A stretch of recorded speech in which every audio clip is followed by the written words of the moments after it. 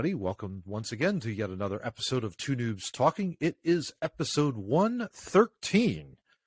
And with me, of course, are my two good friends, John Tracy over to my left and Steve Murray over to my right. Gentlemen, how are you both doing this evening? John, how you doing, man? I am very well. Sorry, I'm getting the fun facts together over here. I apologize. Good, because it's like we're doing this now. You're doing all yes. these Just we got rid of. Just prep it up a little late. Sorry about that. I would like to bring up, I am prepared to do my over 40 rant. So, I'm not going to look like a fool here on camera. Absolutely. Well, then go right ahead. We should have thrown it to Steve first then. The floor is all yours, Steve. Go right ahead. What do you got for the over 40? All right. So I saw an article recently that the NHL was finally doing what I've asked them to do for a long time, which is require players to wear helmets during warm-ups. Oh, interesting. Although it's grandfathered in, so it only applies to players who I think entered after the 1920 season or something along that line.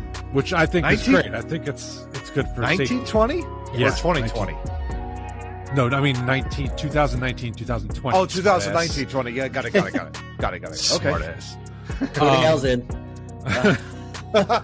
Cody Howe's gotta wear one. Hey, you gotta do. Yeah, you never know. Could be 100-year-old going out there. But what I found hysterical was that there are, and I'm not talking about players complaining, there are fans complaining about this. God. What Why? possible reason? Yeah. And when you read their explanations, they are ridiculous. Oh, I'm sorry, you don't get to jerk off to your favorite player's hair blowing in the wind during warm-ups anymore. Sorry, we're trying to prevent them from getting concussed by some freak accident, where your team loses their star player. And don't tell me it doesn't happen. Taylor Hall, ask him about accidents during warm-ups and the 60 stitches he took. Oh, you get a burr in your skate, you lose an edge, you fall down. It's, Exactly. wow. Not a good thing. How many times during warm-ups in our time of playing hockey did one of our superstar players come out, rip a shot off the post while we were skating around, and you got a duck? It happens pretty much every warm-up. Yeah. At least once or twice. I was prepared for that, John. You do realize we were not NHL players. Our warm-ups were far less sophisticated. No, but we were forced to wear helmets. We were 100%. We were, and that was far better of a rule than not wearing helmets. Well, really, of incidents in beer league versus NHL is not comparable. However, again, Taylor Hall, I believe what happened to him was he lost an edge, fell into a teammate, and hit his head, and needed 60 stitches. I did hear another player, I don't remember who it was. It was a shot. It probably was like what you're talking about, ricocheted off a post, hit a dasher or something. It does happen. It's not as much as it occurs, because we don't pay attention when we're shooting in warm-ups, but it does still happen even at the NHL level. Yeah. Oh my gosh! Wow, I didn't realize that Hall had done that. Basically, that's wild. Yeah, this only came out like the last week or two. Oh, a week or two. Okay, and enough for fans to complain because they love the hair. They have to see the hair. It's so dumb. That's Put a helmet on. Weird, and bizarre. But other than that, I can remember a couple of different times we were playing with guys that just pickup games, and they would be not wearing their helmets. Remember U.S. Regional gents, over in the Hatboro area. That dude fell and cracked his head open that one time. Fell backwards and landed right on. Absolutely, and that ended that basically. I mean, he had to go right to the hospital, and it was pretty gruesome. Yeah, kids, wear a helmet when you play. It's please. I don't for care. God's sakes. I don't care if you're running around in the street. Wear a helmet because if you fall, it'll hurt. Yeah. Yeah, exactly. Well, John, you got a fun fact now? What do you got? I got a couple of them, but I'm just going to trip through these real quick. These are all Thanksgiving fun facts here. In case you didn't know, Abraham Lincoln proclaimed Thanksgiving as a national holiday. He did. So that's one thing. I think that was 1863. There are purely to screw with the South. There are exactly. There are 4 towns in the United States named Turkey. They're in Arizona, only Texas. 4? Yes, Louisiana and North Carolina. That's what shocked me. Only 4. I thought it would be at least 1 per state, but there's only 4 towns. Settles it. My next fantasy football team is going to be called the Turkey Bowls. That's what what it's going to be called. That is awesome. That is awesome. There you go. Which state? So we aligned in the right division. Exactly. It's got to be North Carolina. Got to be North Carolina, just to annoy Glenn. There you go. There you go. Okay. We'll have to ask him if he's ever been to Turkey. There you go. So next what else you got, Johnny? Butterball, the company that does the turkeys, they answer more than 100,000 phone calls about turkey preparation during the Thanksgiving season. They have a hotline on their turkeys. So 100,000 people call them per year. That's wild. Which I thought was hilarious. They're obviously not printing the instructions properly on their turkeys then. When cooking, do not deep fry. Flash deep fry. Take off the wrapper before inserting into the oven. Exactly right. Yeah. I'll leave you with 2 more here. The tradition of football on Thanksgiving started in 1876, and that was Princeton, Yale. So that's how that football tradition started. And lastly, with the travel, this year they estimated that 54 million Americans, air and road, would be traveling in the time off in the Wednesday to Sunday area that we're in right now. As 54 million Americans travel on Thanksgiving. Well, I was going to say I'm not one of them, but I have been commuting back and forth to a tournament in Tom's River, so I guess that counts. Yeah, that's true. I am not one of them. I only walked a mile today, and that's the most I've left my house in the last 2 days. There you go. There you go. So some fun facts on Thanksgiving. I absolutely love it, Johnny. Actually, though, there is one. Nice. Did you enjoy that? Did you enjoy that very much? Good. Yes, I did, except it went down the wrong way. It didn't well, there you healthy. go. It did not, no. There is one fun fact, though, John, you did leave out, and it's actually our first topic. Since we are talking about Thanksgiving, USA Today, the crayon of the newspaper world, gentlemen. Yes. Because it's left for free outside your hotel room? Come on. Exactly. Ding, ding, ding, ding, ding. Exactly. How many calories are in a Thanksgiving dinner? It could amount to 5 or more Big Macs, gents. And it says here, just right from the article, during Thanksgiving Day meals, the typical American consumes about 3,000 calories and 150 grams of fat. The calorie count can go even higher with larger portions, second helpings, and high-calorie drinks, which I would like to know what exactly is being drunk at that point, unless it's probably beer. Maybe. Experts say there are sensible ways to indulge without feeling guilty about gorging yourself. So, says here, breaking it down, many of us will have turkey or ham as a main dish. Then there's a cornucopia of trimmings, such as dressing, possibly more than one kind, which consists of either mashed potatoes, gravy, dinner rolls.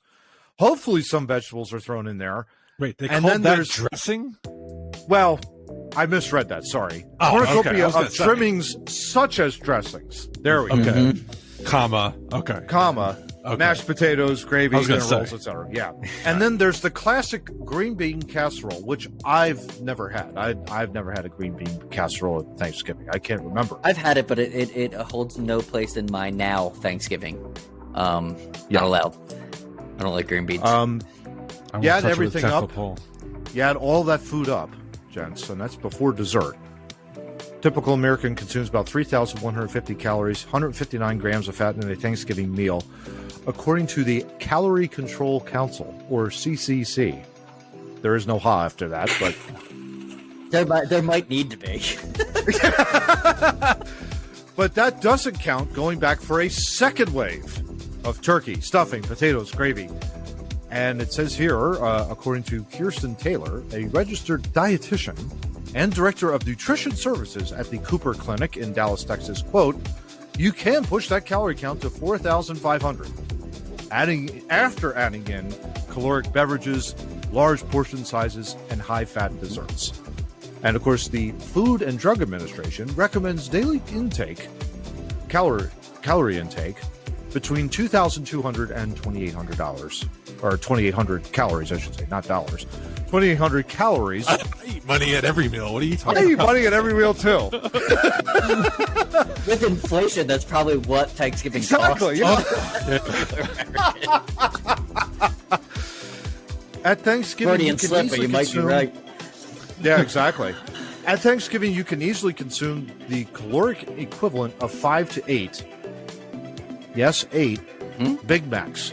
Each Big Mac, gentlemen, is 550 calories and 30 grams of fat. Each Big I'm Mac. actually surprised. That seems kind of low for a Big Mac, frankly. I would say so too. I was shocked at the. I was thinking easily 1,000 for a Big Mac. Yeah, easily. Yeah, that was my first thought when they were. I was like, wow, that's a lot of calories. They're saying 5 Big Macs, and then I was like, it's like 550. Wait a minute. Right.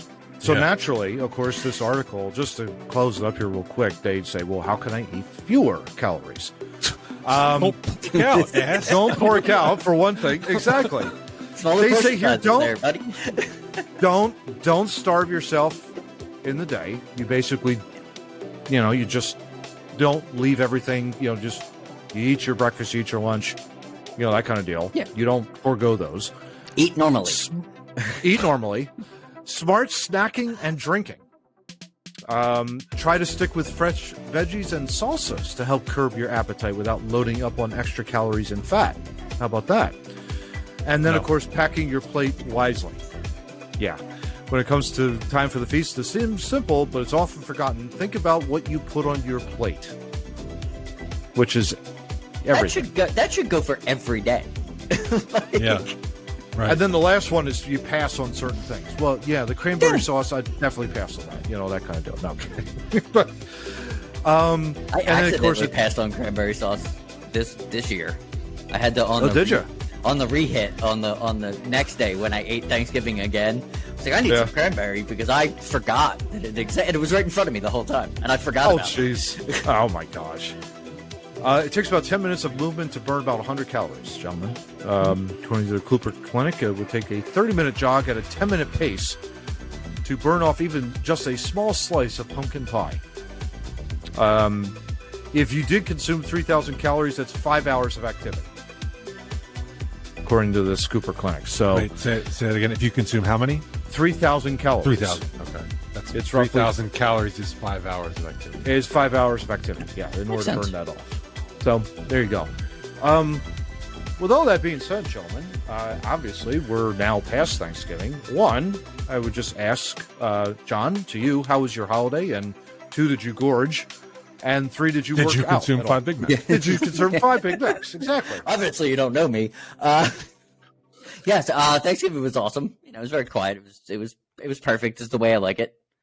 There you go. Was, just food. We do a good job on Thanksgiving. We put out the right spread. It's really funny. Me and my wife were talking about it. We ate during the day, but we had dinner. We're notorious for snacking late at night.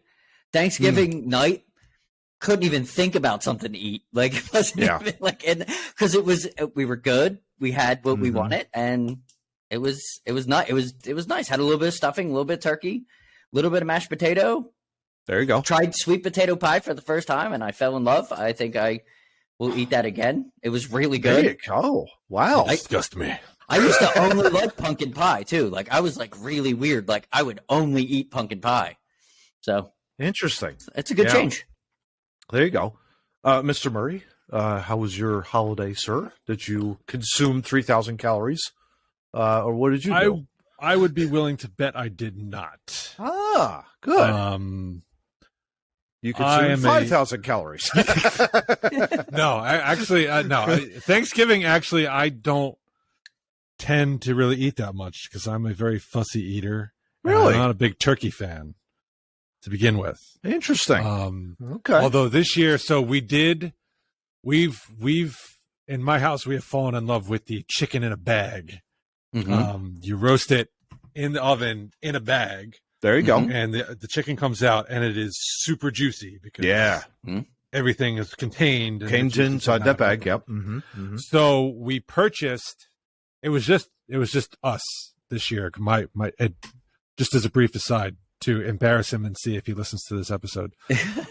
My parents are visiting iHeartRadio's Glenn down in North Carolina for Thanksgiving. Hi, Glenn. And I received a text message of him and my father shirtless decorating their Christmas tree. Nice. So, Glenn, if you hear this, that's disgusting. And let me know you heard it. But anyway, so it was just us for... Keep doing you, Glenn. Keep doing you. So it's just us. We had... none of us eat the dark meat, so we bought a chicken. It was basically like a chicken, but without the legs, without the wings on it. Okay. And we bought a bag that was specially made to cook it in, and we cooked it in. Nice. And this was the juiciest turkey I've ever had. So I probably had more turkey than I would normally. Interesting. But I would be willing to bet it was not 3,000 calories worth. Yeah. And we also had some French fried potatoes to go along with it. And some garlic rolls. So I don't think I had too much. And I would never eat 5 Big Macs anyway. I physically can't in one sitting. Yeah, me neither. There's no way I think I would throw up after 1/2 of a Big Mac, to be perfectly honest. I mean, it's disgusting. More than anything else. Yeah, putting aside that I hate McDonald's and haven't eaten it in a very long time. Yeah, exactly. I eat it when I'm desperate and cheap. But even when I do that, I don't even order a Big Mac. I order 2 hamburgers. Yes. You're probably safer that's there. plenty. Yeah, that's you're probably plenty. safer there. Exactly. Do you want cheese with that? No. Okay. He does not. Never has. Ham. That's a pet peeve of mine. You're going to bonus over 40 rant here. If I order a hamburger, that means I don't want cheese on it. Because if I wanted cheese on it, I would have ordered a cheeseburger. Cheeseburger. Burger. Exactly. There is on the menu. There is hamburger and there's cheeseburger. Yes, one comes with cheese and one doesn't. So stop asking me if I want cheese on my hamburger. There you go. There you go. How hilarious! You said a bonus rant, and all of a sudden my phone got an ad on it. My computer got an ad on it. You apparently hit some algorithm here. There you go. There you go. Love it. Black Friday, threw an extra rant in for you. A bonus rant. I love it. For me, gents, a great holiday. Obviously, the whole fam together was great. We did have the traditional turkey. We've always had turkey at Thanksgiving. We tried something a little bit different. This was a dried. No, this was a dried. My mom had made a dried corn casserole, and it was really, really good. It was different. So it was definitely different. Another starch, of course. And then, of course, I made the sweet potato biscuits I've always made. Awesome. Which is great. Threw in just a little bit of pecan in there. It was great. So I had that. Threw a little honey glaze on the top of it. Even better. So I had a little bit of that. And then we had the traditional, corn. We had the traditional cranberry, which I did take a scoop of and then instantly regretted it. But, I mean... we also had some, carrots and stuff like that. So it was a little bit of mix of everything, and it's a great time. Great time. I just kept going back for seconds. That was my problem. It was just like, Matt, do you want some more? Matt, do you want some more? So yes, Matt did consume. Yes, I do. Yes, I do. 100%. Yes, I do. Yeah. But what I also do is I do high intensity workouts, so I burn this off very, very quickly, and I'm still very grateful for that. Otherwise, you keep telling yourself that. I keep telling myself that. Exactly right. But to go from, it's amazing to see the stats of the calories every year of Thanksgiving. It's crazy. And they equate it to 5 Big Macs. Ugh. No, thank you. That's disgusting. The Mythbusters did prove a while back that you get sleepy on Thanksgiving, not from the tryptophan and the turkey, Yeah. Because your ass eats so much. That's why you get sleepy. And I could completely concur with that. I was absolutely. kind of getting a little tired there, yeah, for sure. But I slept great, and that's one of my all-time favorite holidays for a reason, because you get the chance to just knock it off, and sleep really, really good. Just absolutely love it. Binge and purge.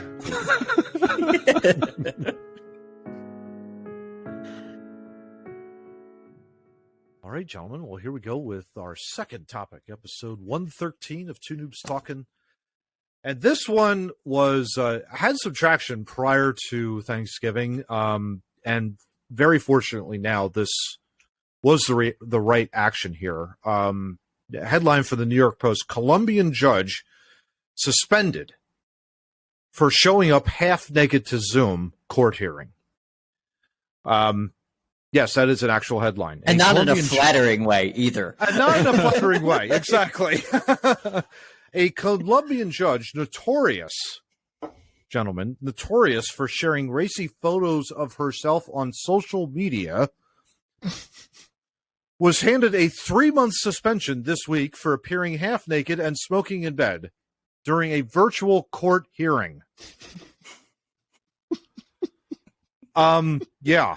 The Judicial Disciplinary Commission in Colombia ruled Tuesday that Judge Vivian Polania violated multiple administrative regulations. You don't say. I'm shocked. I'm shocked at that, yes. Of course, she made national headlines last week when she appeared on a Zoom call lounging in what looked to be her underwear and puffing on a cigarette during a court hearing related to a car bombing targeting an army brigade that took place in the city of Cucuta in June of 2021. Oh my God. Wow.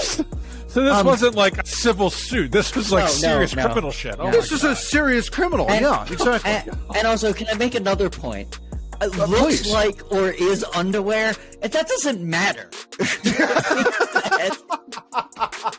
Yeah, don't try to save her there. Like, it doesn't matter. Like, if I'm walking around in shorts that look like underwear, I'm technically walking around in my underwear. According to the panel's 16-page ruling, which I would love to see.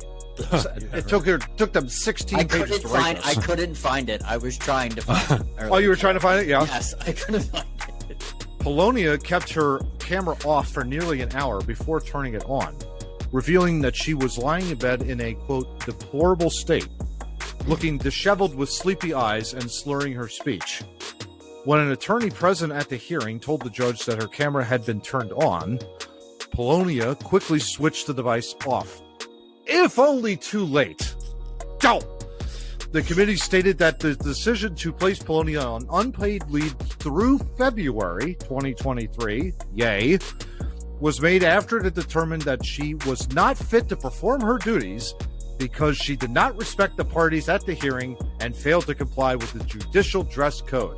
You don't say. In the most obvious statement of the year of 2022. Oh my God. I mean, this woman is she is a nutcase. She's a nut. Some of the photos here, I mean, we're not going to show it. It's an NSFW photo.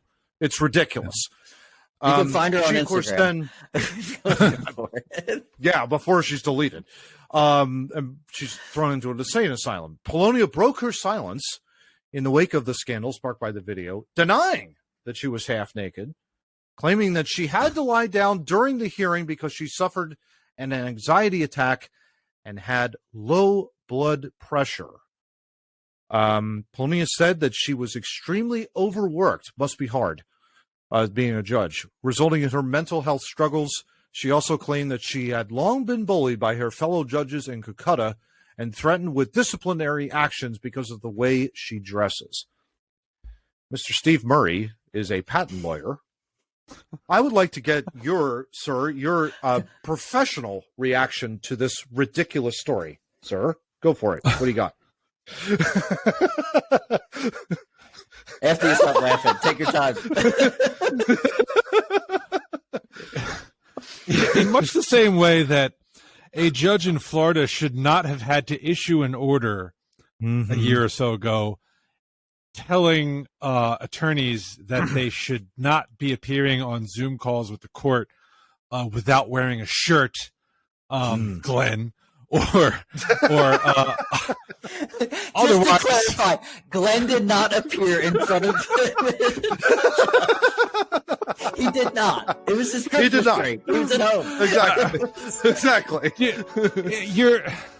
You get on a video call with the judge, at least in frame, you ought to look like you're in court. Okay? You might want to. And that's sort of should be a no-brainer, and a judge in Florida should not have had to issue such an order, but for dumbass attorneys in Florida who were doing that. And apparently judges in Colombia can't follow, proper Zoom etiquette either. This is the kind of judge I want appearing. I mean, you said she was slurring her words and smoking a cigarette. There are probably substances in her system. Yeah, probably. I rather would not my judge who is deciding a serious criminal case, it sounds like, by the way. Big time. In that state when I am presenting my argument. Yeah. It's unbelievable. John, we're talking about mental health here. Yes. And we've talked about mental health before. I'd love your thoughts on this, particularly with that, because I know you have an opening rant in regards to that, but go ahead. What you got? Let's put aside the fact that she is, a representative of the state, or that she's a judge. She's a very high thought about person that was disheveled in many ways. Her way out of this is so prototypical to the world today that Ben Simmons I had an anxiety attack. My one complaint is that you're the judge of the case. You can push that off if you're not feeling up to. You have that authority, as far as I know, right, Steve? Like a judge can say, "Hey, I'm feeling sick today. Push my schedule back, please." I'm sure she easily could do that. Absolutely. The judge is in charge of their schedule. Yeah, it seems like a very BS excuse. Seems like she didn't want to turn the camera on, which hey, if she would have kept the camera off the whole time, we would have never known anything about it. And if you can get away with that, if you're gonna dress like an idiot, please turn your camera off and Zoom. That should be the first etiquette. If you're not fit for the occasion, you might want to just keep the camera off. Yeah. But coming on accidentally, she's trying to cover her ass, and this is what makes mental health so hard to get people help, because people use it as a scapegoat, like Steve's talking about with Ben Simmons and and this is another figure that can just push it off down like that, and that makes people not want to stand up and say, "Hey, I've got an issue because of this or that," and that's the society we should have, but you don't, because of these people. Because she made a mistake. She didn't make a mental mistake. She made a mistake. If she would have just came out and said, "Hey, I made a mistake." Everybody makes mistakes. It grinds me so hard that immediately, I was having an anxiety episode. Well, now you're just putting a black eye all over it because you made a mistake and you don't want to own up to. Yeah, that's what your point, John, on really the diagnosis of mental health is so spot on, because that's my one worry, is the fact that you have these knuckleheads that are doing something like this, and you're not being able to properly diagnose someone that is actually going through a mental health crisis and does need help and does need people to come around them and help them, to be able to do something along those lines. Something like this is just like, I'm sorry, she's making excuses all over the place. She's in bed. She knows that she's due in court. She's the judge for this. I mean, that is a massive criminal case. Yeah. It's also not your first day. She's a judge. It's not her first day. Yeah. Hey, look, if it went down the way she said, I had an anxiety attack, my low blood pressure, I had to lie down. Okay, attorneys, we need to take a break. I need to. I need to have a few minutes. I'm sure. You can call recess. I'm sure somewhere in a courtroom, a judge needed a break and was able to get a break without coming off like a fool. Yeah. I'm sure it's happened a few times.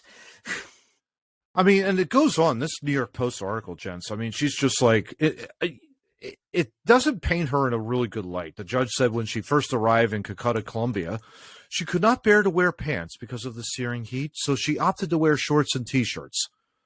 But she said it made some people around her uncomfortable. Okay. At the same time, she discovered CrossFit, and practicing the intense fitness regimen changed the shape of her body. So Polonia switched to wearing long, elegant dresses to work at the Palace of Justice. I don't get this. But Polonia said her new sartorial choices were likely criticized for being too sexy. And so she was urged to cover. Now she's blaming the sexist male judges in the court for her accidentally switching on a Zoom camera when she was lying in bed smoking a cigarette. A lot of excuses going around here. Yeah, which one and is it's it? like, I mean, what about I just made a mistake? I had a bad day. Whatever happened to that? Yeah. Had a bad day. Nowhere to be found, Johnny. Yeah. Public apology, send apology to the lawyers, because that's who she owes it to, the lawyers, the victims. Yeah. She owes apologies to the justice system. She owes apologies to most citizens that care about the justice system, because this is a clown act. And guess what? People are forgiving when you do something like that. If you go, I apologize, this is never going to happen again, people will take their word for it. Apology last week, all is well. Look, the TikTok overlords are still thinking. TikTok. Yeah, exactly. But yeah, I mean, it's literally just one of those things that people are generally, if they hear a sincere apology. Yes. With a sincere heart, change of mind, change of attitude. That's key too. It's not just saying I'm sorry just for the sake of it. No, you're looking upon yourself and a change of attitude and a change of heart. Yep. I'm never going to let this happen again. Trust me on this. That kind of thing. Okay, great. Level set. You're all square. Don't worry about it. That kind of thing. This chick, like, come on, man. I mean, seriously. Or come on, woman. We're like, what are you doing at this point? I don't even know what to say in that regard. But I think the way to end this is it's an epidemic with the video conferencing, and that's what needs to be nipped in the bud, because people are getting, it seems, even more. As Steve just said, with the judge having to, hey, you need to wear a shirt. Like, I've read multiple stories of judges having to make statements before a trial. Hey, don't forget your pants. Like, we're going to trial. Like, I forgot them. Like Zoom and other of these video apps that I've heard of so many failures. Think about the one 2 years ago with the dude that was stuck with the filter on his. Like, it's a joke to some people. You know what I mean? It's a literal joke to some people, and they need to take it seriously if that's the way it's going to be, or they need to get rid of it. I can't remember the guy on CNN, but he was caught masturbating. You remember that from a couple years ago on Zoom? I don't remember that, but that's hilarious that happened. Yeah. I didn't read that story. He got suspended and fired. He got fired. Yeah, he did. He got fired. Yeah. As you should be. It's probably something you shouldn't do on Zoom. Yeah, exactly. I mean, it's at least on top 5 of the list. Oh, 100%. Yeah, but yeah. If a judge has to issue an order reminding attorneys not to do that, we're in real trouble. We are in big time trouble. Exactly. Yeah. Now, before we get to the third topic, Matt, I believe you have a statement you would like to make before you get in trouble with TikTok. Yes. I definitely spread some misinformation on that, Steve. Sorry, but I'm glad you're there to catch me in that regard. But yes, we figured out after we finished the second topic that it was Jeff Toobin, and he wasn't fired. He was suspended, but he should have been fired for that ridiculous nonsense. He has resigned. Oh, he has resigned. Okay. But he did come back. He was back, I guess, on air. Oh, wow. Did he blame it? Did he blame it on mind-controlling parasites is my question. That would have been a brilliant idea if he had. Well, that is a very, very good segue. Dun-dun-dun, Johnny. I love it. The dailybeast.com article here, topic 3, a mind-controlling parasite is making Yellowstone wolves foolhardy. Crazy. And this comes, this is crazy. More reason not to take pictures with wildlife, by the way. Yes. Yeah, exactly. Go back to our episode when Steve yelled at everybody for hanging out with bison.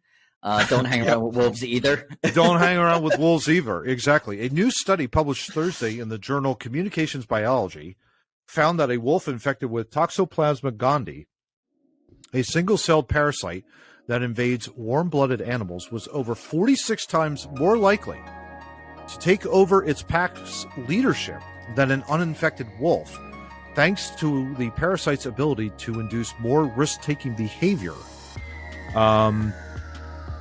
And it basically it's an amazing parasite. It's scary.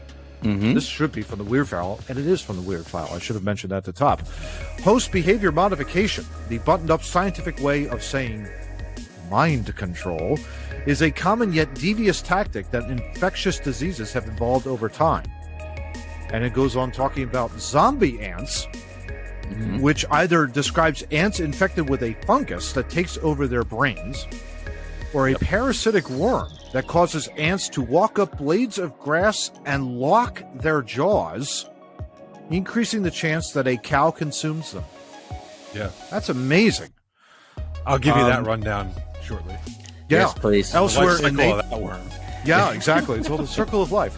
Elsewhere in nature, parasitic worms can also zombify snails and cause their eye stalks to take on the appearance of maggots, which, of course, with birds can find appealing and can eat. So, yeah, behavior modification that causes a host to be eaten by a predator usually means that the underlying parasite infects multiple host species as part of its full life cycle.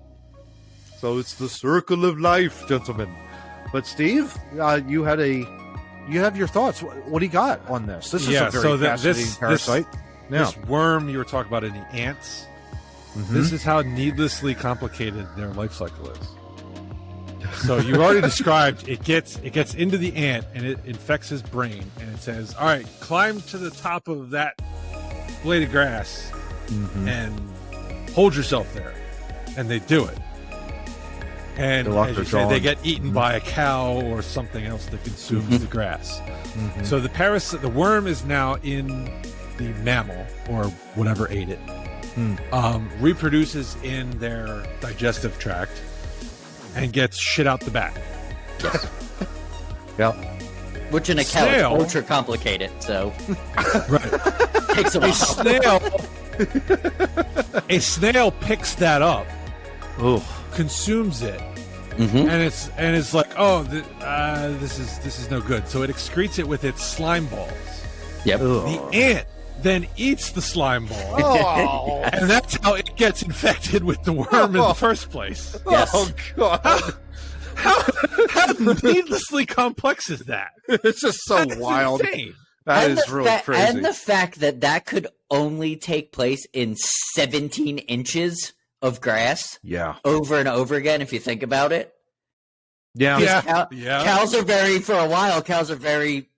they stay put into the grazing area. So the snail picks it up, ants to the cow, back to it could happen over and over again in the cow's lifetime. Yeah. This is really interesting too. Further on in this article, gentlemen, I'm just going to read this paragraph here. The parasite can infect many different species, including humans, which is why pregnant women are advised to keep from scooping their cat's litter. Which I found, it was interesting as we were reading this in pre-production. We were like, "Oh my gosh, okay, wow, that's." Well, I've always heard that was a bad idea. I didn't know the technical term for it, why you couldn't do that. Yeah, I always thought it was the uranium in the litter, but I think that's maybe that's what we were told before, but no, it's maybe apparently it could be something completely different. Yeah, like this. Yeah, some research suggests toxoplasmosis might modify our behavior by causing hormones like dopamine and testosterone to increase. But the only known host that allows it to sexually reproduce is the feline family. That includes domestic cats, which means having a pet cat does raise the odds you might have toxoplasma swimming around in your body. And once the parasite's there, it might stick around for a lifetime, though people rarely display symptoms following the acute phase of infection. So, good, but not so good either. You know, it's kind of like, oh gosh, okay, good thing I don't own a cat, gents. That's the only thing I got to say in that regard. I know that Steve has 2 of them. Lucky you. But he will not grow a but third it's head. Crazy. But he is not going to grow a third head, and I'm not going to get, community guideline for that. Elsewhere in the Weird File, gentlemen, we also have this wild mushroom here. Mushrooms that turn bugs, as I'm trying to pull this up. Cordyceps mushrooms that turns bugs into zombies. Yep. Cordyceps mushroom. This is a scary one to me. Bugs to zombies is grown to fight cancer and COVID. Oh, that. Yeah. That's interesting. If they could get it to work, I mean, there's so many things that go wrong, but if they could get it to work, that's amazing. Yeah, exactly. Cordyceps pose no such danger to humans, and has even been shown to provide anti-cancer benefits due to its major compound cordycepin. But there's one problem. It's really hard to grow cordyceps mushrooms in a lab. The typical method of growing the fungus is on grains, like brown rice. However, the concentration of lab-grown cordycepin is much lower than those found in infected bugs in the wild. Really low. Researchers suspected this was due to low amount of protein in the grains when compared to when the fungus infects protein-rich insects. And it goes on to say, basically, there's a breakthrough published Wednesday in the journal Frontiers in Microbiology. A team of scientists were able to successfully cultivate cordyceps by containing high levels of cordycepin using the bodies of insects in the growth medium, or as the growth medium, I should say. This new process could lead to the research and development of better cordycepin-based anti-cancer treatments, and the study's authors also believe it could help to treat COVID. So interesting in that regard, gents. Fascinating science. Absolutely. Weird science. John, what do you think about all of this? I believe that the best host are mealworms and Japanese rhinoceros beetles, which that just makes me happy because they're my favorite insect of all. They're just great. I love them. There you go. I love looking at pictures of Japanese rhinoceros beetles. They're great. They're my favorite. We're going to throw that up on screen. We're going to throw that up on screen. They're literally my favorite. If they're your favorite, you obviously don't know what the cordyceps does. No, I'm just saying to look at. I love insects. I love all types of insects. I love spiders. I love looking at anything that science brings me that like flies around. Like dragonflies here are beautiful. They're like 97 different colors. They're one of the coolest things to look at. The rhinoceros beetles, because they look like they're tough, but they're tiny. They're super tiny, but they look like they're just amazing. I love them. I love them so much. Crazy. Oh, he loves them, but the cordyceps kills them. You know that, right? Mm-hmm. It gets in. It makes them act all erratic, and this is when it gets into an ant, the ants will actually remove that infected ant from the colony because they know what's coming. Yeah, you have to. Because it's not acting funny.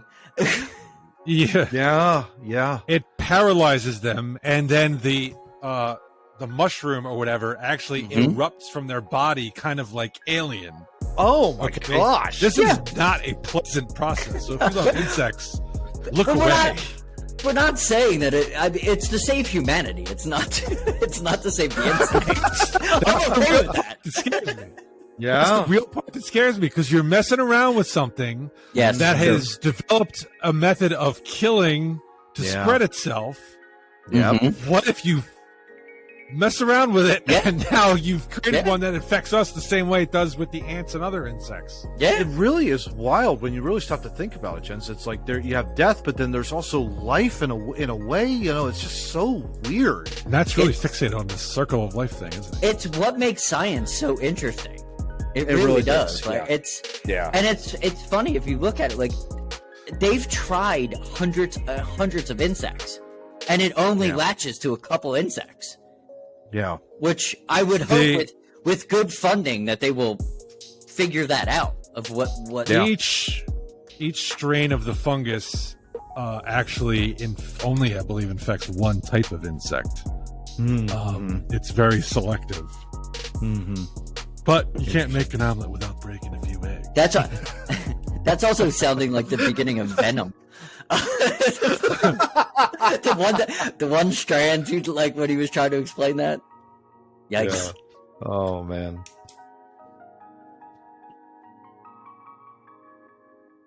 All right, guys. Topic 4. I'm in the right side again. Steve, you've taken over for me. What the heck? I'm in charge. Hi, Matt. Bye. TikTok deemed you unfit for service. I did apologize somewhat. So if you heard, what was our episode number? What episode number is this again? I think it was 112 is when we first started this. 112 when we started. 113 is where we're at. So we're on 114 now. Okay. So what? No, we're on No. I'm sorry. No. We're 113 now. We started this 111. Okay. 111 is when we started. Yeah. Very good. All right. So what we're doing? There you go. So what we're doing is we're doing the last 40 years Philadelphia sports. We're putting together our team of starters and backups. Last week, if you were listening, we did the defense for the Eagles. And this week we are going to tackle the offense. Now, to even be nominated for this list, just to go over the basic rules again, you had to be at least 3 years of service with a Philadelphia team. Had to be good. You had to be popular with the fans. Relatively. There's some indoors in there. That's the criteria to be on the list, just like we did with the 64-man tournament we did earlier this year. There you go. When you pick this player, you get them in their prime as an Eagle. So, you're not getting, what the example I like to give when you were picking Roy Halladay for the Phillies, you weren't getting 2013 ripped shoulder Roy Halladay. You were getting 2010 Roy Halladay on your squad. So, heck yeah. We're going to remember that as we go through and pick our starters for the offense. And why don't we start with the field general, the quarterback? Because I think this might be very interesting. It is. It's going to be interesting. Picking a starter. And the names on the list we have here are Donovan McNabb, Randall Cunningham, Carson Wentz, Mike Vick. I'm sorry. Hey, he played 3 years. He was good 1 year. He played 3 years. Yeah. Mike sorry Vick, for the outburst. Nick Foles, and because you might need a placeholder, Coy Detmer is on the list. Interesting. I love me some Coy Detmer. I do too, man. I got his jersey. It's pretty sweet. There you go. Matt, what are your thoughts on a starting quarterback here? This is hard. It kind of goes back to what we were doing with the tournament, trying to figure out, because I think we had Randall and Donovan in the same bracket. Donovan moved on to I think it was the Sweet 16, if I remember right. I've always been a big Randall fan. He was named the ultimate weapon for a reason. I mean, he was running for his life half the time because he had a terrible offensive line, but he showed his worth later in his career. I would think probably prime Randall would be 89, if I had to guess, maybe 89, 90 as the Eagle. Yeah, I think, yeah, and that was a hell of a year for him. I remember NFL Throwback had they did something on the Washington Redskins and the Philadelphia Eagles, and they had a whole guidelines violation. Yes. Bad. But yeah, they did from 88 to 92, and it was Cunningham was just, there was one game in RFK where he had led him on his huge comeback to win down there. And he threw 400 yards and 5 touchdowns or something like that. And I'm thinking, man alive. I don't think, outside of Foles, that was the last time I can remember an Eagles quarterback dominating a game like that. I would tend to lean, even though Donovan's probably the most successful, I would lean Randall as my starter. All that being said. All right, John, what say you?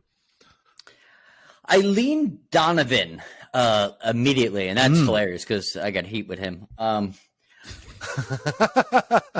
He was so successful. You don't say. So successful for so long. I as he was playing, I did not like him as a quarterback at all, ever. Like never. Even when he was playing well, I'm just like, he's missing something. He's missing something. When Vic came on the team, I was more for Vic and him. Same thing with Bobby Abreu. After his career, I kind of look back. I was like, wow, that was same good stats. Like, So I have to leap for an Eagles all-time team, although Randall is my childhood. Like, literal. Okay. Like, that's all I remember is Randall Cunningham. It's Randall. Yeah. I'll go Donovan because he was better for longer as any quarterback on this list. I would have no disagreement with that whatsoever if it came down to a tie break. I will break the tie, and I will agree with John with McNabb. I think he was more successful for a longer period of time, despite having a lack of weapons for many years. Forever. Yeah, at least exactly. For sure. I mean, he was wasn't he our number 3 seed or something in the he was 64-man tournament? Yeah. I mean, you can't, on the Eagles side, you can't ignore the accomplishment. Let's just get it out of the way. Yes, Nick Foles won a Super Bowl for us. Yes. Backup. But he had 2 of the greatest games of his life in a row. No question. And otherwise, his career was not particularly overwhelming. Nick Foles is that guy that had a couple good games, and he had a great run. Absolutely, great run. When he needed to step in. Did. If we have to pick up a backup quarterback, I would not be against picking Nick Foles as Donovan's backup. All right, well, when you need a guy to step in, we need to pick a backup quarterback. We need to pick a backup. So who are we going? Yeah. Matt? Foles. Foles 100%. You need a backup. He's the backup. Yeah. And he's the best one. He's the best one in Eagles history by far. All right, then. So it shall be. Nick Foles is the backup quarterback on this team, backing up Donovan McNabb. There you go. Very good. All right. We decided ahead of time we wanted to go old school with the starting lineup. So we're going to have 2 running backs on the field at the same time. There you shunning go. the current trends of NFL practice, spread offense, and so we've been blessed here in Philly to have a number of really good ones. Yes, over the years, I think we've been blessed more on the running back side than the receiver side, to be sure. Go Wilbert Montgomery. Wilbert Montgomery does not make our list because he was 80, and we're only going back as far as 83. There you go. But to your point, Matt, Wilbert Montgomery was damn good. He was. There you go. All right. So on our nominee list, we have Ricky Rushing Waters, LaShawn McCoy. I believe McCoy is the Eagles' all-time rushing leader. All-time leader rusher. Yep. Yes. Okay. 100%. Brian Westbrook. And 100% a fan all day now that he's not playing. Yeah. Deuce Staley. Ooh. My favorite. Byers. Oh, my gosh. Yeah. And Miles Sanders. Yes. Wow. So, John, give us your first running back here. Oh, man. I remember, I'll just tell you a quick story before I don't pick him, but I'll get him out of the way. I remember when I was younger, we knew each other at the time, but I was really into the NFL draft, so I would watch a ton of college football. Like, my thing was the draft. And I remember seeing this guy play for South Carolina who wore 22, who ran people over in college, and I was just like, said to my dad one day, man, the Eagles really should draft a guy like that. Not him directly, but a guy like that. And then the Eagles the next year drafted a guy like that, and it was him. And he's one of my favorite running backs of all time. That's Deuce Staley. And Miles Sanders being the same thing, going to Penn State, I watching him the year before he was drafted going, I really wish the Eagles had a player like that. The one thing I never watched is my number one pick, Brian Westbrook, because damn, he was even better in the NFL than he was in college. His talent, his potential came when he got in the league. And he came from a scat back, third down back to our number one back. So he's my number one guy. Absolutely number one guy. Yeah. Matt, you agree with that? I completely agree. I mean, I have a jersey with his name and number on the back for a reason. He was one of my favorite all-time Eagles running backs. Just his elusiveness and his speed was very quick, and it's just reliable. Durable guy for a running back. I mean, he was healthy for a majority of his career, only the tail end of it. Obviously, he was starting to get hurt a little bit more. But yeah, I mean, he's one of my all-time favorites. Absolutely would be one of my all-time favorites. All right, so Matt, who are you putting in the backfield with him? It's got to be LaShawn. I mean, dynamic player. And again, homegrown, both of them homegrown guys. You think about it. Yeah.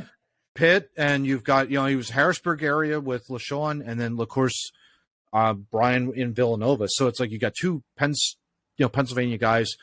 But LaShawn, I mean, he was just a dynamic guy. He could also catch the ball out of the backfield. And, boy, when he broke a run, no one could catch him. Nobody. And, it was just like it was a great transition. You think about it. You had Brian Westbrook in the early 2000s, and then into the 2010s, you had LaShawn for another, 4, 5, 6 years. And he was great. He was a great player. Right, so yeah, John, what do you think? I'm torn between LaShawn and Deuce, because Deuce was a run up to Westbrook and then Westbrook to McCoy. They overlapped for a couple of years. They did overlap. I have to go. I think my heart has to go Deuce Staley, just because the love for him. I mean, I have no complaints. LaShawn McCoy's picked over him. I don't think anybody has a problem with that, but just my heart has to go. I mean, my first kid born had a Deuce Staley jersey out of the womb. Oh. Like it was his first jersey because that's how much Deuce Staley, the family loved that dude as a player. Yeah. He was a great back, no doubt. Pickle game. That's all you got to say. Yeah. Pickle game, 200 yards. Just amazing. Yeah. I'm gonna. So I'll break the tie. I'm gonna side with John again. I think Deuce. Okay. I think his style would complement Westbrook a little bit better. Because Westbrook did have the elusiveness, and Deuce was more of a straight ahead plow through, off tackle kind of guy.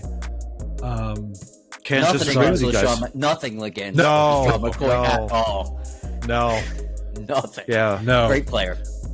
Yep. No, but we do have to name two backups to these guys, and I have a feeling McCoy will be one of them. I think he sneaks 100%. Directly in. Yeah. All right, so who's our second backup? Matt, what do you think?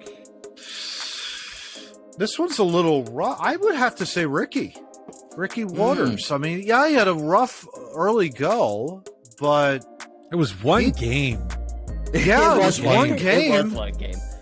And what happened? He became really popular. Became a big fan favorite. Absolutely. Huge fan favorite. And he proved this. I mean, he was like, I don't know how many yards he racked up, but I mean, I remember he was like, 1,500 yards. I had to look this up real quick. He was one of the first free agents to help us solidify the new winning culture. He was a huge, because remember, we were the team that everybody left. He was one of the first real free agents to come in and create what we have now as a winning organization. No doubt. So, I want to say Keith Byers, but you just convinced me on that. Just me thinking about that. Ricky Waters, 100%. Like they fed him the ball. 95. He had 337 carries, 1,273 yards, 11 scores. Yeah, 96, 353 for the number of carries, 1,411 yards, 13 touchdowns rushing. That's rushing. Yeah. And he could catch the ball. And he could catch the ball out of the backfield. I mean, it was incredible. For those 3 years, he did a tremendous job for us. 1,600 yards, 1,800 yards, and 1,500 yards, 95 to 97. I mean, that's you can't. That's some production right there. Heck yeah. Yeah. So yeah, I would go with Ricky. Yeah. All right. Now we have 2 running backs on the field, so that limits us to 2 wide receivers. And we have been less than blessed on that front. Yeah. In the last 40 seasons. Yep. Terrell Owens is not on this list because he was here for a year and a half. He did not make the 3-year cut. And that half a year he was lifting weights in his right, doing sit-ups and Freddie Mitchell does not make the list because he was a wacko. And he's a bit of an asshole. Yeah, that too. If you're listening, Freddie, I love you. I know you well, but you're an asshole, and you know it. Just put it that way.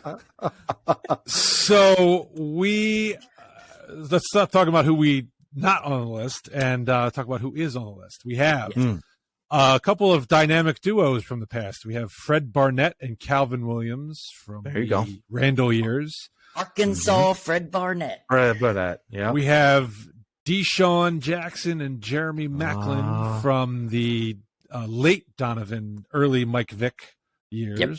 Mm-hmm. We got Mike Quick, who I believe was at the end of his career, right? Yes. Pretty much. The last few years after 83. And then Todd Pinkston, because we needed to fill out, a list. Yeah. And he was a great receiver in 04. Yeah. Exactly. So, what do we got? I'm going. D-Jack's our number one. D-Jack's our number one. There's no way. There's no way. I was watching. I was watching a video earlier today, kind of prepping, watching Eagles stuff, watching the Philly special, and watching highlights of just different players, and just trying to dig up my memory. It was one play Deshaun Jackson had when Vic threw about a 65-yard pass in a game. I think it was against the Giants. And Deshaun Jackson wasn't a step ahead of the defender. He was like 5 steps ahead of the defender and had to stop to catch the ball. Nuts. In his prime, he was so fast. Yeah. Oh, yeah. Yeah. Yeah, and the versatility of the kicker. Yeah, that's an obvious one. Yeah, no doubt about that. Oh yeah, we got a punt returner out of it as well. Yeah, so exactly. Well, we have Brian Westbrook too. Yeah, so we're doing pretty good. Yeah, we're doing pretty good. Doing pretty good on special teams. Yeah, our special teams are set. All right, who is lining up opposite Deshaun Jackson? Matt, what do you think? I would probably lean. Just looking at him now, I would probably lean Maclin. I think Maclin is a little bit ahead of Arkansas Fred, and a little bit ahead of Calvin Williams. I would think so. Both Calvin and Fred were 2 great receivers in the 80s. And they kept us in a lot of games. I just think Maclin was probably the better receiver, and complemented Deshaun really well. Could catch the ball, and could get open. And that's the thing; he was better than a possession receiver. They had Jason Avant for that. But Maclin could give you those 15 to 20-yard catches, and he was a tremendous receiver, I think, back in the day. So I would go back. I think all 3 of them kind of fall. Like if you're going to pick one, you're picking the other 2 as the 2 backups because they were literally the same receiver over and over again. Which Calvin Williams had a great career here. Fred Barnett, talk about Vic throwing long balls. When Randall was throwing long balls, and Fred Barnett threw him to Fred. Was catching. It was similar. It was very. He was Buffalo. The Buffalo. He was just a bigger dude compared to Deshaun, so it probably didn't look as cool. All right, so a vote for Maclin from Matt, a vote for Maclin from me, and a vote for Reggie Brown from. Yes, Reggie Brown, absolutely. If I can find it, phenomenal receiver. If I can find it, I'll see if I can find that catch from Randall to Fred Barnett in the Buffalo game because I know it's out there on YouTube. I'll throw that up there. It was more about Randall than it was about Barnett. 100%. Yeah. Got to throw that up there though. Taking a safety and then throwing the ball 60 yards downfield to Barnett. But he caught it. Yeah, and ran away for a touchdown. It was great. You know what's funny? All right, so. You know what's funny about that game? I remember more of Calvin Williams from that game than that. I think that might have been the only pass Fred Barnett caught in that game. I remember Calvin Williams lacing that defense all day. Yeah. With short routes. Yeah. That's funny. That's memory popped Just up. the one play. All right. Yeah. So is the consensus that we have Barnett and Williams as the two backups then as receivers? I mean, I would say so. I mean, they complement each other so well. Yeah. Mike Quick was, I think you were right, Steve, tail end of his career when he was here. Mm-hmm. And I remember him, of course, but it was like, tail end. I don't remember It's him all tough that much. to remember how great he was because of... And he was a great in the receiver, year, no question in about the it. year parameter that we have, he wasn't a great receiver at that time. Yeah. Right. But Freddie B and Calvin, you got to pair 1-2, as a backup. I think they would be great. All right. We do not run 3 tight end sets here, so we only get to pick one. And again, like running backs, we were blessed with some good ones, I think. Yes. In Yes. Yeah. Dallas Goedert, I believe this is his 3rd season, so he does not make this list. Excuse me. So who is on the list? We have Zach Ertz, Chad Lewis, Brent Selleck, and Keith Jackson. Mm-hmm. John, who would you like to see starting a tight end here? For his couple years here, Keith was probably the best tight end we ever had. But same with Donovan, Zach Ertz was the best tight end we had for the longest period of time. So I go Zach Ertz as our tight end. I still miss him every day. Yeah, 100% up. Yeah. 100% agree. Yeah, and I mean, all you have to say about Zach Ertz is he caught the ball, dove into the end zone to win the Super Bowl. I mean, that's... Are you ever... Did you guys see the zenith of his NFL films? career. Yeah. Did you see the NFL films too when he's running across and he's clapping his hands? Carson, trying to get him to throw the ball there. Hard Nick, yeah. Genius. It was great. Yeah. Called his he own knew shot. it too. Yeah, he knew it. Yeah, he it was called great. his own shot. Yeah, so Zach Ertz. So Ertz it is. All right, now who's the backup? So this is interesting. Lewis, Selleck, or Jackson? I go tough. Chad. Interesting. I love Selleck, but Chad was just... Keith Jackson's rookie year, though, was phenomenal. It was really good. It was really good, but... It was amazing. Remember, you get prime Keith Jackson as an Eagle. Yeah. I'll go with Matt there. Yeah, Keith Jackson. If we could get Keith Jackson's rookie year, he's coming off the bench. Absolutely. Yeah, I mean, that was an amazing... I'm just pulling it up here real quick. You're right. Guys, just you're so we right. have it here. 1988, 869 yards receiving, 81 receptions, 6 touchdowns. Nice. That's I'll take that all day. Incredible. Yeah, I'll take that all day. He was AP offense. He came in second in the AP Offensive Rookie of the Year that year. Damn right, he should have. Stats like that back then as a tight end, that wasn't normal. Yeah, it was not. It was not. Yeah. Him as a tight end kind of created the new tight end. Yeah. Yeah, only John Stevens of the New England Patriots in 1988, who I've never heard of. Never heard of. He won the most shares. He rushed for 1,168 yards, 4 touchdowns. Huh, good on him. Keith, though, came in second. Yeah, came in second that year. Put that 81 for 860 something. So there you go. All right. So now we got to get to the line. Yes. Here we go. And left tackle, man, we've had some good ones. Oh yeah, we still have good ones. We still have good ones, but this is I guess Jordan Mailata's 3rd year, so he doesn't qualify. Yeah. But we do have Jason Peters and Trey Thomas, and it turns out Barrett Brooks, we decided, was a left tackle while he was here. Yes, apparently. And we needed a 3rd because we need somebody to kick off the list, so... Pretty much. He's there. Yeah. So, Matt, you got Peters or Thomas? We know it's one of those two. Yeah. I would probably say Trey. And the only reason I would say Trey is because Jason Peters hung on here for a little too long. And so it taints the legacy a little bit. I will rebuttal that with he's a bleeping Hall of Famer. There's no way he hung on too long. He could still go first now. He's that good. I go Jason Peters because we've never... You go JP? This is our first time to ever have a Hall of Fame left tackle, and he will be one, and I want him on the team. There you go. And I'm voting for Peters because, as you recall, you get prime Jason Peters. Beautiful. So you're getting Jason Peters as the left tackle. All right. Back up, Trey Thomas. Trey absolutely. Thomas is fine. So Trey Thomas is the reason that we went out to get a guy like Jason Peters, and we have a guy like Jordan Mailata now because Jeffrey Lurie was like, "Oh, so that's what a left tackle looks like," and then continued that process. So Trey absolutely deserves all the credit because if he wasn't that good, we never would have a good left tackle. Yeah, exactly. And by the way, I need to mention the order in which I'm reading these names on the list. There's nothing particular about it. It was just the order that they came to mind, and so they were put to paper. Love it. So Steve holds us by gunpoint to say these things. Right. Left guard is going to be a little bit more difficult, I would think, to work out. We've got 4.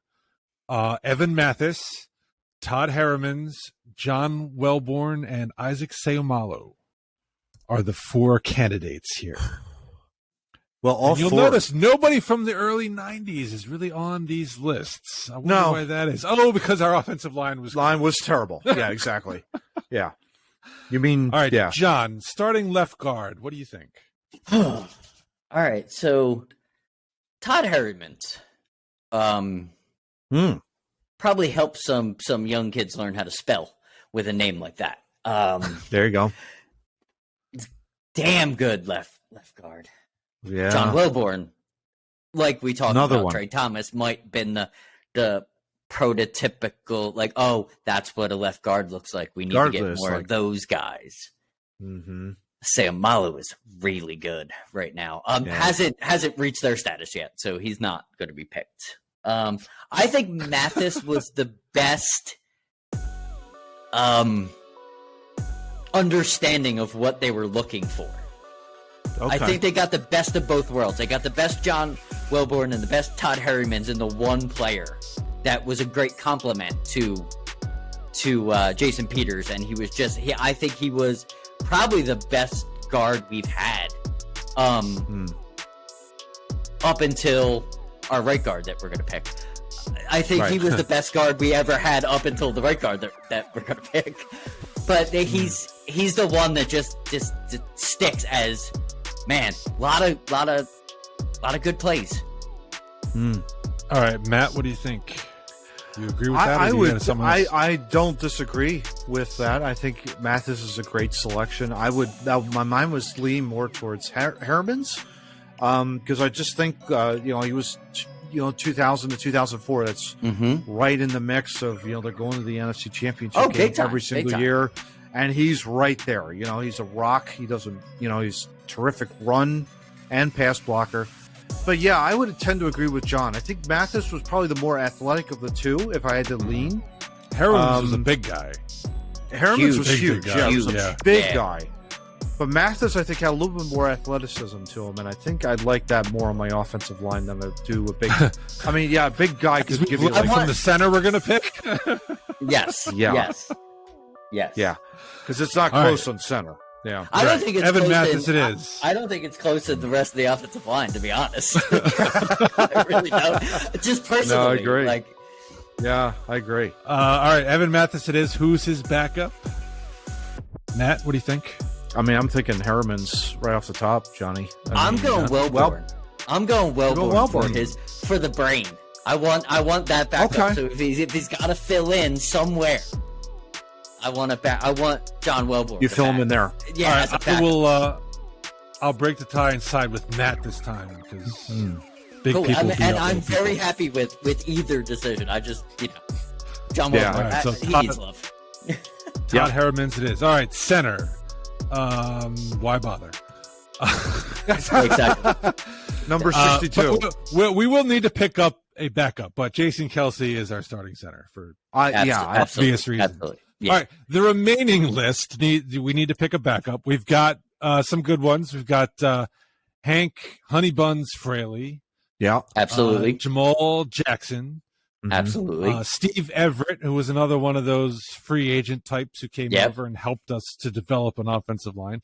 And then Bubba Miller, who John wanted me to include for some reason. Yes, love Bubba Miller. I was at the preseason game where Bubba Miller broke his leg.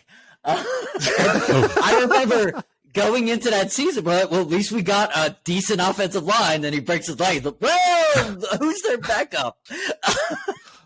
There you go. No, Bo Miller he's not being picked, but he was a good center for us. He got us to Jason Kelce. Yep. He was one of the men that helped us get there. One of the steps to get there. Yeah. So if you're not picking Bubba, who are you taking? Well, for me, it's Hank Fraley. Yeah. Yeah. I would agree with that. Yeah, I absolutely. All due respect to Jamal Jackson, there was no worries when Jamal Jackson was a center for this team at all. Like, no, there was no, oh my God, we need a center. He filled in from guard to center almost seamlessly. So if we could have a third spot where, good job, dude. Like, we know you could play. But you could also say the same with Steve Everett too. Steve Everett was the same way. Mm-hmm. Yeah. But John Madden loved Hank Fraley, so we're gonna go Hank Fraley. And is that Honey Buns? Come on. All right. Right guard. All right. So the three candidates we have here are Sean Andrews, who I love, Jermaine Mayberry, who I also Brandon love. Brooks. He's the only one. Brandon Brooks. Yeah. Brandon Brooks. What can you even say about Brandon Brooks? Probably the best free agent offensive line signing. You know where I learned to respect Brandon Brooks? When he got hurt for the first time, and I was like, holy shit. Who was that right guard that was holding it down for the last 77 games or whatever? Like, he was so good. What a great signing. So good. Yeah. He's my number one. Absolutely number one. I would think he's got to be the best free agent offensive line signing that the Eagles have ever made. Yeah, I think so. I can't think of any. Peters was a trade, right? Jason Peters was a trade. Yep. And that was probably one of the best trades they've ever pulled off. Well, when we get to right tackle, I think one of those guys was a free agent. Yeah. Maybe. Which was a very good one. Yeah. Yes.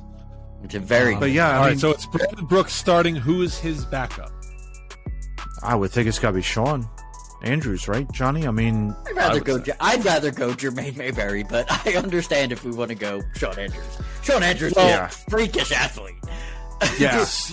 Someone wearing a blue shirt, I believe, once told Matt and I that Sean Andrews would have been the greatest guard ever had he not had the mental issues. The mental issues and the fatness.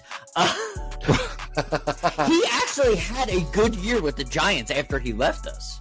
But if I'm picking my team, I'm going Jermaine Mayberry. Just longevity. He's same as Brandon Brooks, but not. You get prime Sean Andrews, so I'm siding with Matt. You can say 100%. Absolutely, because that year was really good. Was really good. Yeah. Yeah, it was really good indeed. He jumped over people to block people in front of running backs. As people were getting tackled, he was jumping over them so he could block the next guy. Mm-hmm. I'm not saying it was bad. Yep.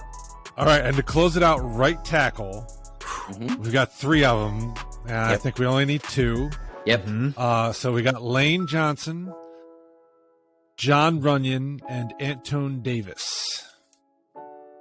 Well, I'll just make it real easy. I think we can eliminate Antone Davis from this discussion. Agreed.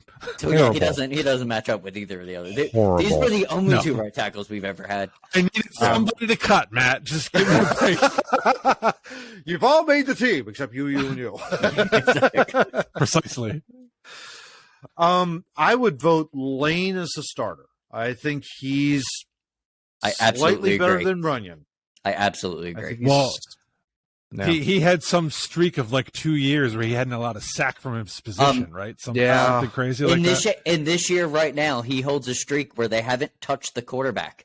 The person opposing him. No, he gave up a sack like in the last couple weeks. They were just it was just today. Yeah. They were saying somebody did it. They haven't touched the quarterback when he was in. When he was out for a couple. Maybe it wasn't his guy. Yeah, when he was out, Michael Parsons was the only person to touch the quarterback from that side when he was out that game. But yeah, it's been years. I could swear I heard that somebody was sacked. It's like that's the first one Lane Johnson's given up, but maybe it changed. I don't know. Yeah, but what a who knows tremendous with right sacks? tackle. Yeah, who knows? The fact that we're having Yeah. that discussion shows how good he was. Yeah. How great he's been. Oh, one or two, maybe touched him Yeah. over the course of an entire season. All right, so Lane starts. Runyon obviously is your backup. Yeah, and is your he's backup. The free agent I was talking about, who was And you could phenomenal. easily flip them because John Runyon, but talk about solidifying the right tackle position in a time of building a franchise. John Runyon made us legit. Yep. And he mauled people. Oh, he big did. time. Yeah, he sure did. Love that. If Lane Johnson just needed a day off, I'd be fine putting John Runyon in his place. There you go. There you go. What, Lane, you don't want to play against the Cowboys? John will take care of it. It's fine. Yeah, exactly. Exactly. All right, so there you have it. Yeah. The Eagles offense for the 40-year, whatever the hell this is. Yeah. Yeah, whatever. Well, as we're trying to figure out what that is, so we're flashing up our starters, and then we'll flash up our bench players, guys. And I think we've done, like the defense, I think we've done a great job. We've built a really good, solid team over the last, couple weeks with the Eagles, and I think it'll be the Flyers or the Sixers next week. I think, right? I think we voted On Flyers. our whims. Yeah, I think we voted Flyers, right? Yeah, I think it would be the Flyers. I think you unilaterally decided Flyers. Nice. But- That's even better. And- All right, cool. Then I was just like, okay. All right, so we're going with Flyers. There we go. Someone's got to make a decision. There you go. Let's go. Flyers. Episode It's already- 114, we're going Flyers. It's already been a lost season to begin with. So why don't we just go ahead and we'll do that? We might as well Let's look at the reminisce on past good to old days. cheer everybody up. Yeah, exactly. To cheer us up. Yeah, exactly. Exactly right. Well, the spoiler alert I'll give people ahead on that is, we've come to determine that we were very sorely lacking on left wing. Yeah. We've had some really good ones, Yeah. but not nearly enough to fill 40 years. Yeah. So let's just put it that. And Yeah. to do 4 lines. Yeah. Yeah, literally Exactly. a couple of them all played at the same time just to fill it. Right. Yeah. Yeah, exactly. So that'll be Yeah. next week, for Yes. sure. But for now, gents, it's the end of the episode, the end of Two Noobs Talking, episode 113. It's great to be able to sit and chat with you about the news of the day and everything. And we hope that next time you'll be with us next week for episode 114 as we roll on here at Two Noobs Talking. So until then, gentlemen, have a great night, have a great week, and then for all of our audience, have a great rest of the week. Take care. We don't skip numbers. Hey everybody, we hope you enjoyed this week's episode of Two Noobs Talking. If you want to see more of Two Noobs, you can check us out on our various social media platforms located right here. Until then, see you next week with another episode of Two Noobs Talking. Take care.